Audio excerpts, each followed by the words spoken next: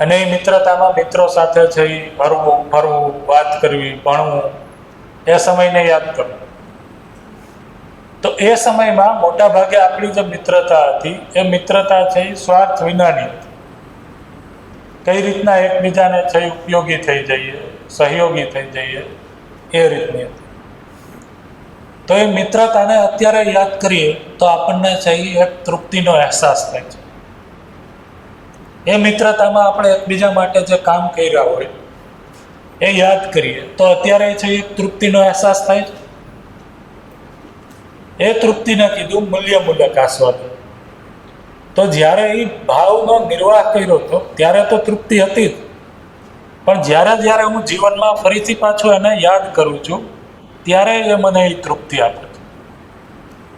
તો એને શું કીધું? મૂલ્યમૂલક આસ્વાદન. હજી એક એક્ઝામ્પલ, દાખલા તરીકે તમે દરરોજ ભણાવો છો, પણ કોઈ ક્ષણે તમે કોઈ વિદ્યાર્થીને ભણાવો છો, એમાં વિદ્યાર્થી સાથે તમે એક જે ભાવનું કનેક્શન છે એ કનેક્શન ફીલ કરો છો કે આ મારો વિદ્યાર્થી છે ને એના માટે હું જવાબદાર છું. અને એ કનેક્શન પૂર્વક, એ ભાવપૂર્વક, એ લાગણીપૂર્વક જ્યારે તમે કોઈ વસ્તુ ડિલિવર કરી હોય અને સામે વિદ્યાર્થીને એ ભાવ અનુભવ આવ્યો હોય, ફીલ થયો હોય, અને એની આંખોમાં જે તેજ છે, તમારી આંખોમાં જે તેજ છે, એ મોમેન્ટને યાદ કરો, એ ક્ષણને યાદ કરો. એ અત્યારે છે એ તૃપ્તિ આપે છે, સંતોષ આપે છે. આ જે સુખનું આસ્વાદન છે એ મૂલ્યમૂલક સુખનું આસ્વાદન છે. એની તૃપ્તિ છે એ કેવી છે? દીર્ઘકાલીન છે. બરાબર. એવી જ રીતના ધારો કે તમે વિદ્યાર્થી હતા અને તમે કોઈ શિક્ષક પાસે ભણ્યા, અને જ્યારે એ શિક્ષકે તમને ભણાવવા ઉપરાંત તમારા જીવનમાં ઉપયોગી થાય, તમે જીવનમાં વિકાસ કરો, આગળ વધો, ગ્રોથ થાય, જે તમારા જીવનને ટચ કરે એવી કોઈ સલાહ સૂચન આપેલી હોય કે જે એની નોર્મલ જે કામ કરવાની રીત છે એના ભાગરૂપે નહીં, એનાથી વિશેષ જઈને કંઈક તમને સમજાવ્યું, સમય આપ્યો, એ વાત છે એ તમને અત્યારે યાદ છે કે નહીં? એ વ્યક્તિ છે એ અત્યારે યાદ છે કે નહીં? યાદ કરો ત્યારે એ તૃપ્તિ આપે છે કે નહીં? આને કીધું મૂલ્યમૂલક આસ્વાદન. એની જે તૃપ્તિ છે એ કેવી છે? દીર્ઘકાલીન છે. એટલા માટે મૂલ્યમૂલક આસ્વાદન છે એનું લોન્જિટિવિટી છે એ દીર્ઘકાલીન છે, લાંબા સમય ચાલે એવું છે, લાંબા સમય મૂલ્યમૂલક આસ્વાદન. આ સમજાણું? મૂલ્યમૂલક આસ્વાદન બધાને? આમાં પ્રશ્ન હોય તો કયો છે? તો રુચિમૂલક આસ્વાદન અને મૂલ્યમૂલક આસ્વાદન આ બે સમજાય છે? જોવો જોઈએ, કોઈને કાંઈ એમાં ક્વેશ્ચન હોય, ડાઉટ હોય, જોઈ લો. તો મારી અંદર, મનની અંદર આ આસ્વાદન ક્રિયા સતત ચાલુ છે. એ આસ્વાદનમાં આ ત્રણેય આસ્વાદન, રુચિમૂલક, મૂલ્યમૂલક અને લક્ષ્યમૂલક, એ ત્રણેય છે એ એક્ટિવ છે. એમાંથી કયા આસ્વાદનનું હું સુખી થવા માટે ચયન કરું છું એના આધારે સુખની નિરંતરતા બને છે. દાખલા તરીકે મારી પાસે બે ઓપ્શન આવ્યા. એક તો ઘણા સમયથી મેં છે એ મારી પત્ની સાથે વાત નહોતી કરી, તો હું બેસી અને એને સાંભળું, વાત કરું, સમય આપું. અને બીજો છે એ ટીવીનો ઓપ્શન આવ્યો, ટીવી સામે હું ચાલુ કરું. તો હું બેમાંથી જે ઓપ્શન સિલેક્ટ કરું છું એ પ્રમાણે મને સુખની જે મારી ચાહના છે એની પૂર્તિ થાય છે. તો ટીવીમાં મારો જોવાનો પ્રોગ્રામ જો ઇન્દ્રિય સંવેદનાઓનો હશે તો એનીથી જે તૃપ્તિ થશે એ ક્ષણિક હશે. જો હું સંબંધોને સિલેક્ટ કરું છું તો એ જે મારો આસ્વાદનનો પ્રોગ્રામ છે અને એમાં હું કોઈ એવી વાતચીત કરું છું જેમાં સંબંધો ઉપર કામ થાય છે, મૂલ્યો ઉપર કામ થાય છે, તો એ મૂલ્યમૂલક આસ્વાદનની જે તૃપ્તિ છે એ દીર્ઘકાલીન હશે, લાંબી હશે. તો મૂલ્યમૂલક આસ્વાદનને સમજવા માટે તમે અત્યારે જેવડા થયા છો ત્યાં સુધીમાં તમે આ આસ્વાદનનો અનુભવ કર્યો જ છે.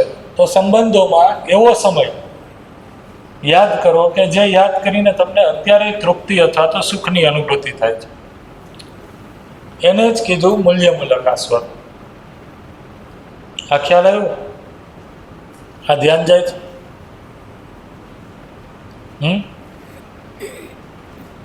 તો જ્યારે શરૂઆતમાં બહુ શરૂઆત જનરલી અમે કોલેજમાં છે એ આ રીતની વાત આવે ત્યારે કોલેજમાં અલગ ટાઈપના ઘણા એક્ઝામ્પલ ખુલી જાય. તો કોલેજમાં છોકરાઓ હારે વાત થતી કે જ્યારે બહુ શરૂઆતમાં કોકની સાથે પ્રેમ થાય ત્યારે હું તારા માટે, તું મારા માટે, હું બધું તારા માટે કરી નાખીશ, હું ઉપરથી તારા તોડી આવીશ, આ બધા વાયદાઓ થતા. તો જે પણ આપણી સ્થિતિ હોય છતાં પણ એમાં ભલે સ્થિતિ પૂરી નથી પણ છતાં એમાં આપણી જે આસ્વાદનની અથવા તો સુખી થવાની કે સુખી કરવાની સામેવાળાને જે સ્થિતિ છે એ રુચિથી ઉપર હોય છે. એટલા માટે તો કીધું ને કે શરીરને તડકામાં કલાકો સુધી ઊભું રાખે છે. બાકી ઇન્દ્રિય સંવેદના તો એમ કહે છે કે તડકામાં થોડું ઊભું રહે, પણ એ રુચિથી ઉપરની વાત છે સંબંધોમાં જીવવું. એટલા માટે એ જે સમય છે એ વર્ષો પછી એ યાદ કર્યા પછી એમ થાય છે કે એ સમય હતો, એ વાતચીત હતી, એ ક્ષણો છે એ તૃપ્તિદાયક છે. આવું થાય છે કે ને?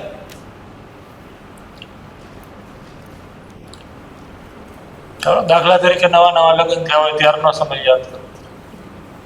એમાં સંબંધોમાં એકબીજા સાથે જીવવાની છે, એકબીજાને વચનો આપ્યા હોય, પ્રોમિસ કર્યા હોય, બરાબર, ત્યારનો જે સમય છે એ સમય. તો એમાં શું છે, રુચિથી તો હું ઉપર ઉઠો છું અને સામેવાળા વ્યક્તિના સુખને મેં મારા સુખ કરતા આગળ મૂક્યું છે. એને જ કીધું સંબંધ, રુચિઓનું આસ્વાદન. એ અત્યારે તૃપ્તિ આપે છે. પછી દાખલા તરીકે એક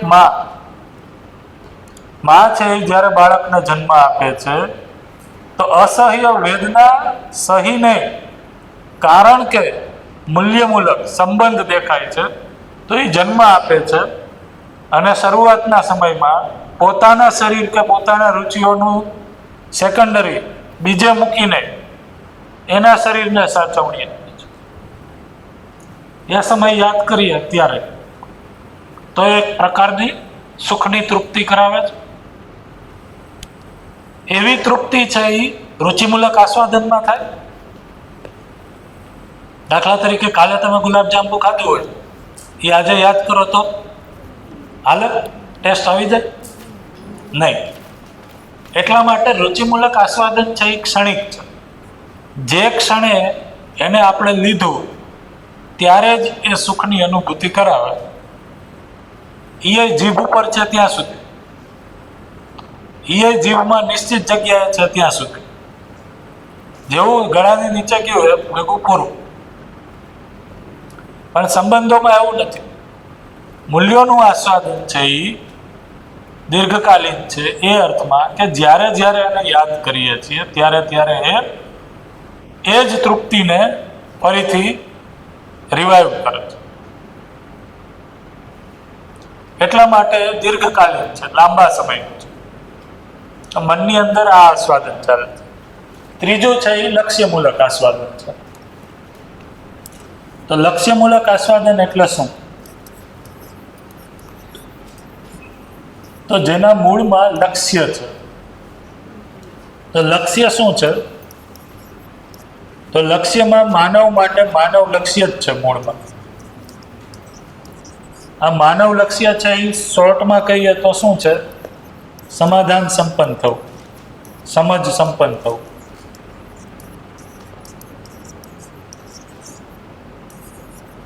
આ છે એ લક્ષ્યમૂલક આસ્વાદન છે. આ લક્ષ્યમૂલક આસ્વાદનની જે લોન્જિટિવિટી છે એ કેવી છે? તો એ કન્ટિન્યુઅસ છે. કન્ટિન્યુઅસ એટલે નિરંતર છે. તો એકવાર સમજનો કોઈ નિશ્ચિત બિંદુ મને સમજાઈ ગયો પછી એનાથી જે નેગેટિવલી પ્રભાવિત થવાની વાત છે એ નિરંતર માટે બંધ થઈ ગઈ. તો લક્ષ્યમૂલક આસ્વાદનથી જે મને સુખ મળે છે એ નિરંતર છે. તો આનાથી શું સમજાણું? અત્યાર સુધી આપણે સુખ એટલે શું સમજાતા? એક જ વસ્તુ, હા, અને ક્યાંક થોડું ઘણું થઈ આ ખબર હતી. તો સમજનું કંઈક સુખ છે, સમજપૂર્વક વ્યક્તિ છે એ સુખી થઈ શકે છે, એના ઉપર ધ્યાન ન હોવાના કારણે સુખ એટલે આપણે અત્યાર સુધી રુચિમૂલક અથવા તો ઇન્દ્રિય સંવેદનાઓને સુખ માનેલી હોવાથી આપણે એના પૂરા થવા માટેના બધા પ્રોગ્રામ કે કાર્યક્રમ કર્યા હતા. તો લક્ષ્યમૂલક આસ્વાદનને એકવાર સમજીએ. દાખલા તરીકે આપણે અત્યાર સુધી જે વાત કરી, હોટ ફેવરિટ ટોપિક ગુસ્સો, બરાબર ને? આમાં હજી સમાધાન પડતું નથી.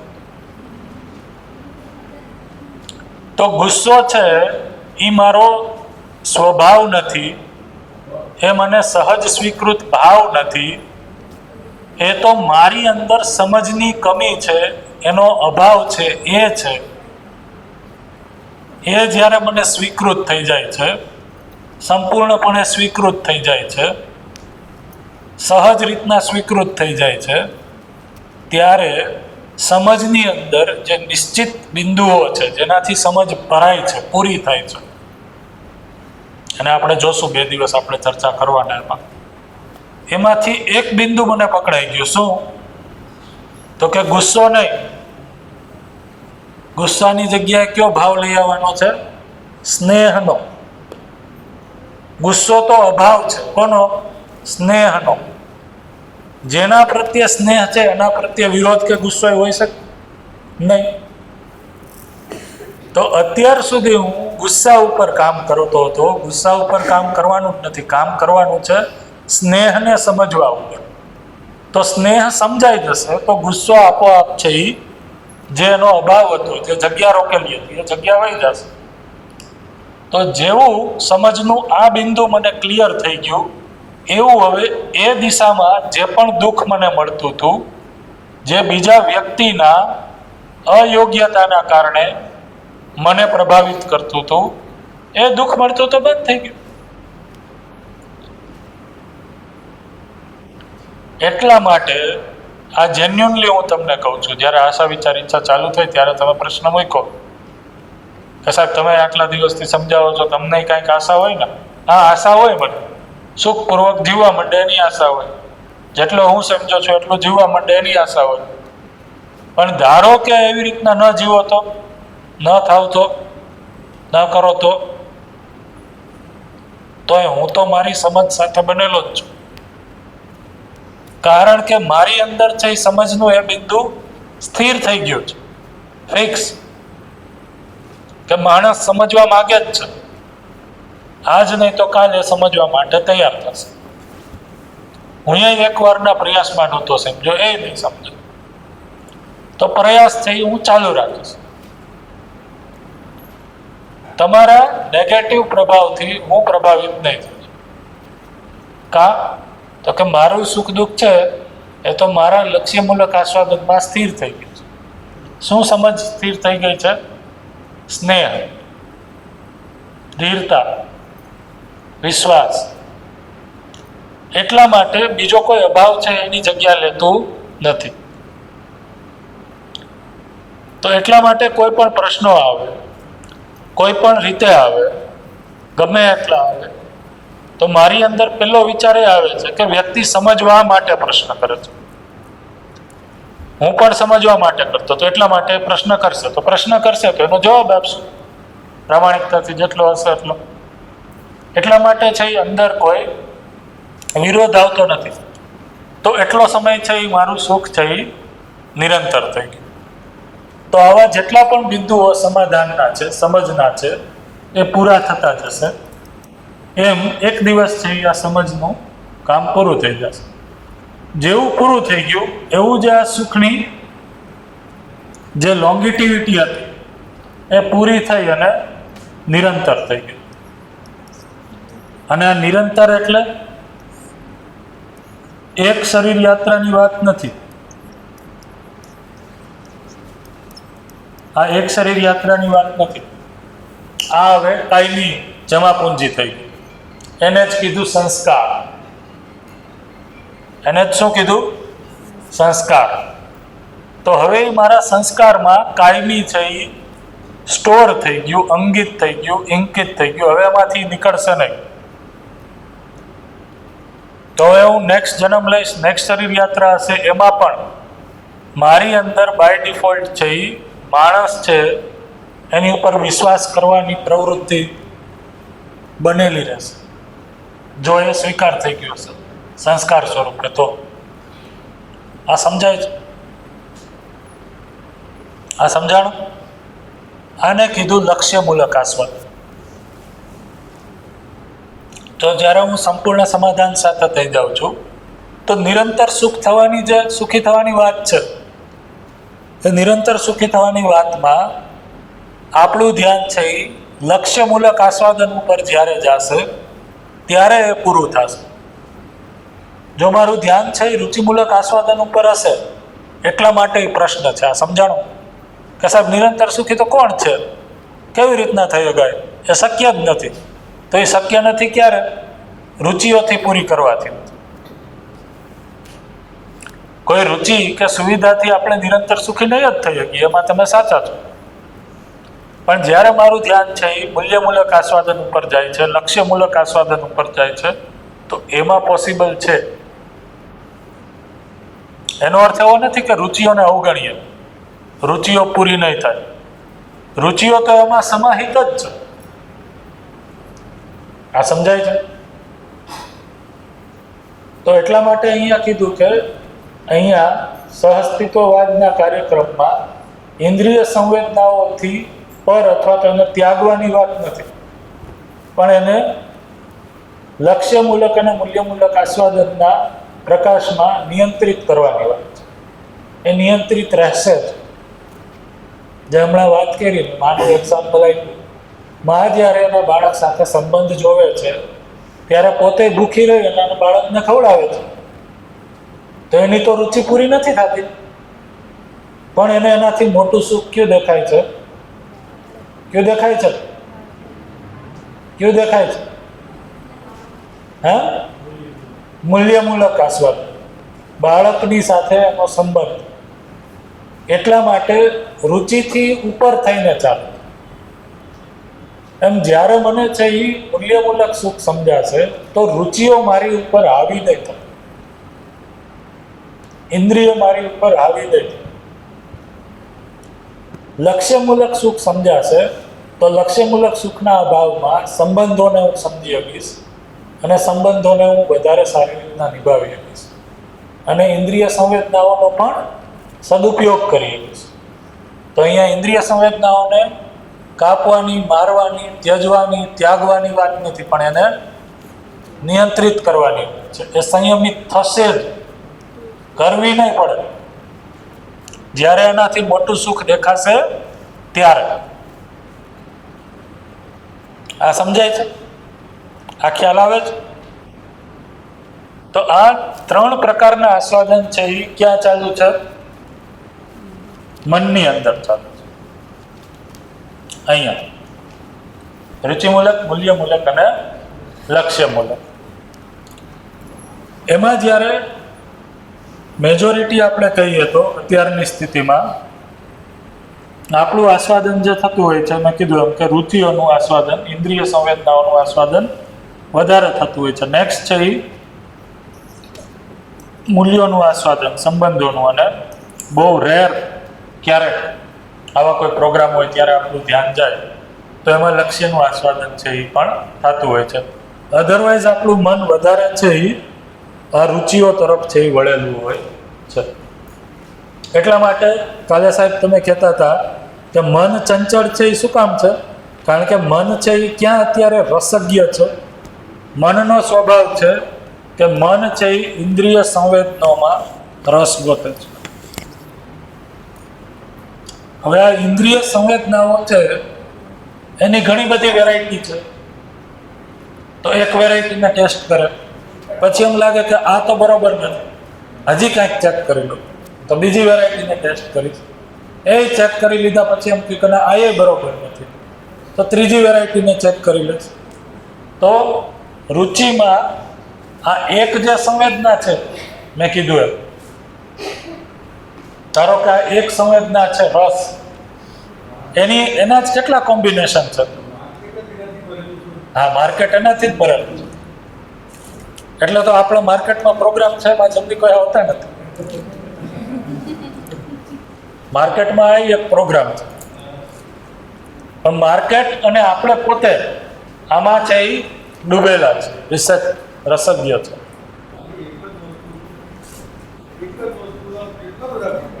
હા, એ જ હું કહું કે આ ખાલી રસ સંવેદનાથી જ તમારે સુખી થવું હોય તો કેટલા કોમ્બિનેશન છે? કયો, કેટલો આહાર છે, કેટલા કોમ્બિનેશન છે? હા, એટલા માટે એક માણસની એક નહીં અનંત જિંદગી પણ છે એ આ કોમ્બિનેશનને પૂરા કરી શકતી નથી. અને માણસની મોટા ભાગે જિંદગી છે આને ચેક કરવામાં વહી જાય છે. આમાં જ જે કોમ્બિનેશન છે, આ ટ્રાય કરું, આ ટ્રાય કરું, આ ટ્રાય કરું, આનાથી નહીં થાય, આ કરું, ફલાણાને આ મળી ગયું, એ કરી લઉં, એ કરી લઉં, આ કરી લઉં, ગવર્મેન્ટમાં થઈ જશે તો થઈ જઈશ, ક્લાસ 1 ઓફિસર થઈ જશે તો થઈ જઈશ, પીઝા ખાઈ લઈશ તો થઈ જશે, હોટડોગ ખાઈ લઈશ તો થઈ જાય, પાણીપુરી ખાઈ લઉં, રસ પી લઉં, જલેબી ખાઈ લઉં, સમોસા ખાઈ લઉં, આ બધું ટેસ્ટ કર્યા જ રાખે. એમાં જ છે એ જિંદગી પૂરી. હજી આ કોમ્બિનેશન તો બાકી જ છે. કોઈક છે આમાં વયું જાય રૂપ સંવેદનામાં, તો આ કપડાં પહેરી લઉં, આવો દેખાઈ જાવ, આવો મેકઅપ કરી લઉં, આ કરી લઉં, આ ઘરે ના પહેરી લઉં, એમાં જિંદગી વહી જાય, એમાં જિંદગી વહી. એટલા માટે જ્યારે આની ઉપર ધ્યાન દેવડાવીએ છો તો ધ્યાન એટલા માટે નથી જાતું કારણ કે એક શરીર યાત્રા નહીં, ઘણી શરીર યાત્રામાં તમે આને ઘણું ટ્રાય કરેલું જ છે. એટલે આના અભ્યાસો છે એ બહુ ગહેરા તમારા મનની અંદર છપાઈ ગયા છે. જેમ ઓલું એક્ઝામ્પલ આપ્યું હતું ને કક્કાનું, તો આ રુચિનો કક્કો, ઇન્દ્રિય સંવેદનાઓનો કક્કો એટલો અંદર છે એ કૂટી લીધો છે કે કોઈ ડસ્ટરથી એ ભૂસાતો નથી. એટલે વિશ્વાસ આવતો નથી કે એનાથી ઉપરનું કોઈ સુખ છે, અને ટ્રાય નથી કરતા.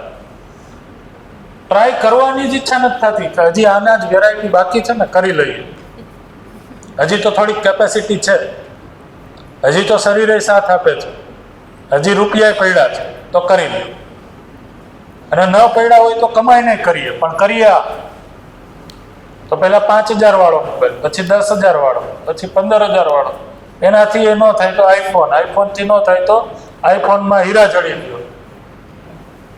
છેલ્લે કરવાનું છે શું? એની જ વેરાયટી. એનાથી એ પૂરું પડતું નથી. એટલા માટે જીવન યાત્રા, આખી શરીર યાત્રા પૂરી થાય ત્યાં સુધીમાં નિષ્કર્ષ શું નીકળે છે? કોઈ નિરંતર સુખી થયું નથી ને હું થઈ ગયો નથી ને થઈ અગાય નહીં. તો એ વાત સાચી છે. કોના રેફરન્સમાં? ઇન્દ્રિય સંવેદનાઓના રેફરન્સમાં પોસિબલ જ નથી.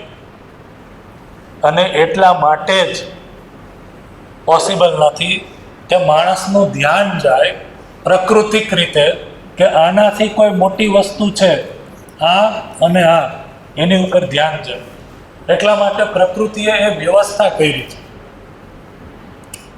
તો એ વ્યવસ્થામાં માણસ છે એ શું થયો? ગૂંચવાઈ ગયો, અવ્યવસ્થિત થઈ ગયો. કે પહેલામાં જેટલી વેરાયટી મળી ગઈ તો બીજી કોઈ વેરાયટી ઉપર એનું ધ્યાન જ નથી. આ તો જ્યારે આવી રીતના ધ્યાન દોરવ્યો ને કે રુચિમૂલક આસ્વાદન સંબંધોનું સુખ છે એને જોવો, એનો અહેસાસ તમે કર્યો જ છે, એને યાદ કરો, ત્યારે ધ્યાન જાય છે કે હા એ તો અગત્યનું છે. બરાબર. એવી જ રીતના સમજનું સુખ છે. તો જ્યારે આપણે અહીંયા આ 3 દિવસથી આજે આપણે ચર્ચા કરીએ છીએ એમાં આ 3માંથી કયા આસ્વાદન તરફ ધ્યાન દેવડાવવાનું ટ્રાય કરીએ છીએ? કયા આસ્વાદન ઉપર ધ્યાન દેવડાવીએ છીએ? લક્ષ્યમૂલક અને મૂલ્યમૂલક ઉપર ધ્યાન દેવડાવીએ છીએ. માણસનું ધ્યાન એની ઉપર જાય. એનો અર્થ એવું નથી કે રુચિમૂલક કે ઇન્દ્રિય સંવેદનાઓનું આસ્વાદન છોડી દે, પણ એ આસ્વાદન છે એ સંયમિત થાય જ થશે જ. અને એના ઉપર ધ્યાન દીધા વિના ઉપરનું ગમે એટલું કંટ્રોલ કરવાની ટ્રાય કરશો એ નહીં થાય. બરોબર? દાખલા તરીકે જેનું ધ્યાન છે ઇન્દ્રિય સંવેદનાઓ ઉપર, રસ ઉપર છે, બરોબર? દાખલા તરીકે કોઈને ડાયાબિટીસ છે, આને તો ગળ્યું તો ખવાય નહીં, બરોબર, મનાય હોય. પણ જ્યારે સામે વસ્તુ આવે તો મન તો પહેલા શું કહેશે કે લઈ લે આ વસ્તુને, ટ્રાય કરી લે, એકવાર હજી ટ્રાય થઈ જાય તો મન છે એ શું કહેશે? એનું આસ્વાદન સુખના સ્વરૂપમાં થશે.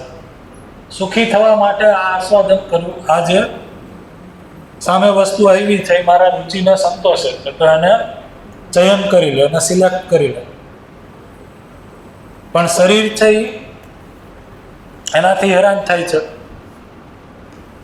એટલે વિચારમાં બીજું તુલન એ થાય છે કે ના ન લેવાય, એનાથી શરીર છે એ હેરાન થશે. પણ જો એના ઉપર છે એ રુચિમૂલક આસ્વાદન છે એ ભારી પડે તો શરીરની 1, 2 ને 3 ચાલો અત્યારે તો ખાઈ લઈએ, પછી જોયું આગળનું ક્યાં કોણે જોયું છે. તો આ રીતના છે એ રુચિમૂલક આસ્વાદન ઉપર છે એ આપણું મન છે એ વધારે વળેલું હોય છે. તો મનની અંદર આ 3 પ્રકારના સુખી થવા માટેના પ્રોગ્રામ છે એ ઓપ્શન છે. આમાંથી જે ઓપ્શન તમને વધારે સુખ આપતું હોય એ ઓપ્શનને તમે જે તે સમયે ચયન એટલે કે સિલેક્ટ કરો છો. શું કરો છો? ચયન કરો છો, સિલેક્ટ કરો છો. ચયનનું ગુજરાત ઇંગ્લિશ છે ટેસ્ટ, સિલેક્શન. સિલેક્ટ કરો. તો સામે છે ગુલાબજાંબુ આવ્યા, ગુલાબજાંબુની રુચિના સ્વરૂપમાં, સુખના સ્વરૂપમાં આસ્વાદન મેચ આવ્યું. જેવું એ મેચ થયું એવું મને શું કીધું? એવું કે ગુલાબજાંબુ ખાઈ લે. તો મનમાં છે એ મનના લેવલ ઉપર આ આશા બની કે આપણે ગુલાબજાંબુ ખાશું.